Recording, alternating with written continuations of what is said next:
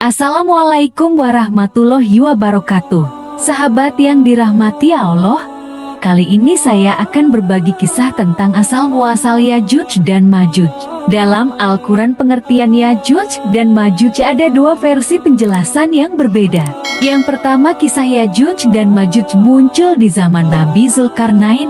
Ada yang menyebutkan Nabi Zulkarnain ini merupakan seorang raja yang sangat soleh, bijaksana. Ada juga yang menyebutkan kalau Nabi Zulkarnain ini malaikat. Dan ada juga yang bilang seorang hamba Allah yang sangat taat. Versi yang kedua mengenai Yajuj dan Majuj yang tertulis dalam Quran Surat Al-Anbiya ayat 96 adalah tentang sebuah suku yang menyebar ke semua pelosok bumi pada akhir zaman nanti.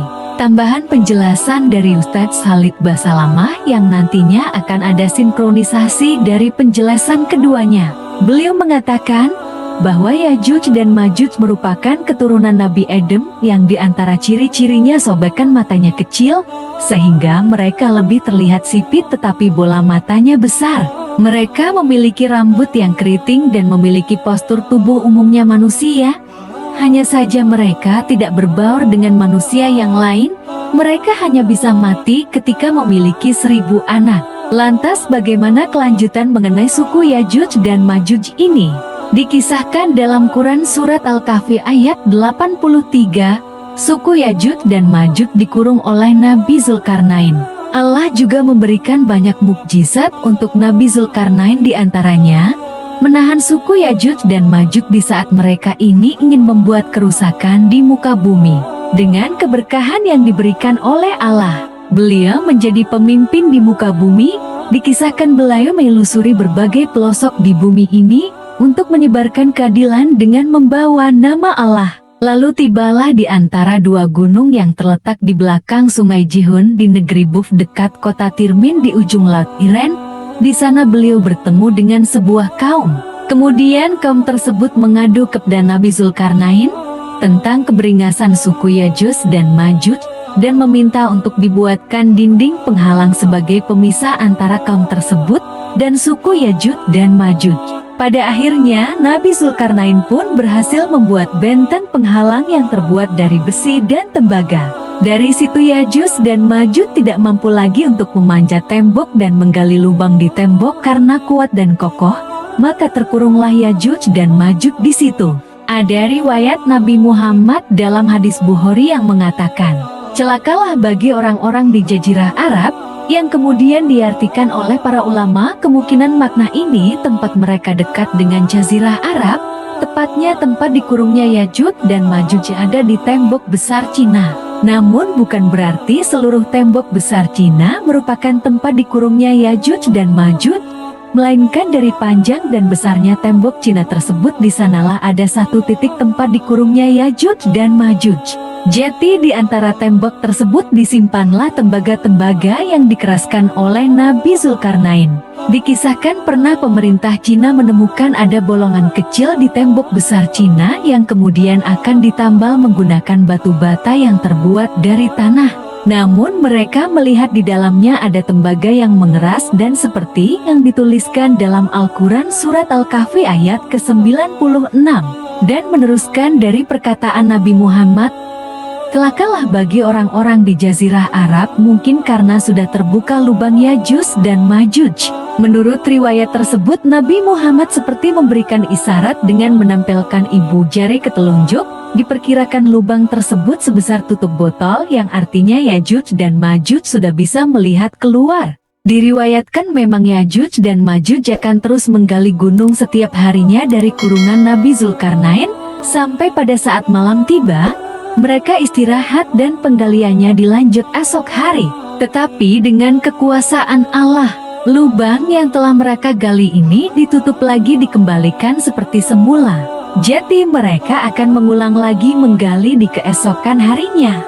Dan hal ini akan terus berulang terjadi sampai nanti waktunya di mana Allah telah mengizinkan Yajuj dan Majuj keluar dari kurungan itu. Jika Yajuj dan Majuj sampai bisa keluar dari kurungannya, maka awal kerusakan bumi pun akan terjadi seperti yang tertulis dalam Quran Surat Al-Anbiya ayat 96. Semua daratan akan dipenuhi oleh suku Yajuj dan Majuj. Tak hanya itu, mereka pun akan memusnahkan manusia baik yang beriman ataupun tidak beriman. Saat itu, mereka akan menciptakan kerusakan di bumi dan memakan apapun baik itu batu, kalajengking, hewan buas termasuk kita manusia. Karena itu, kaum muslimin bersama dengan Nabi Isa AS mengungsi ke Gunung Tur untuk menyelamatkan diri dari kerusakan yang dilakukan oleh Yajuj Majuj. Di gunung itu pun kaum muslimin lama-kelamaan juga kesulitan makanan. Persediaan bekal yang dibawanya habis. Untuk turun ke gunung tidak mungkin, di samping tidak ada makanan di bawah. Juga khawatir akan menjadi mangsa Yajuj Majuj. Akhirnya, satu-satunya jalan adalah memohon pertolongan kepada Allah. Nabi Isa dan kaum muslimin kemudian berdoa kepada Allah agar Yajuj Majuj dimusnahkan. Allah kemudian mengabulkan doa Nabi Isa dan kaum muslimin tersebut dengan menurunkan ulat yang banyak sekali untuk mengerogoti leher Yajuj Majuj. Dalam waktu 1 jam Yajuj Majuj sudah mati semua, tidak ada yang tersisa. Nabi Isa dan kaum muslimin kemudian bersyukur kepada Allah atas pertolongannya. Namun mereka masih dinahapkan oleh kesulitan yang lain, yaitu banyaknya bangkai Yajuj Majuj yang berserakan di mana-mana. Apalagi bangkai-bangkai tersebut sudah membusuk yang baunya menusuk hidung.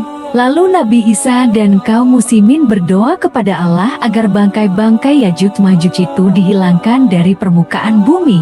Tidak begitu lama doa mereka dikabulkan.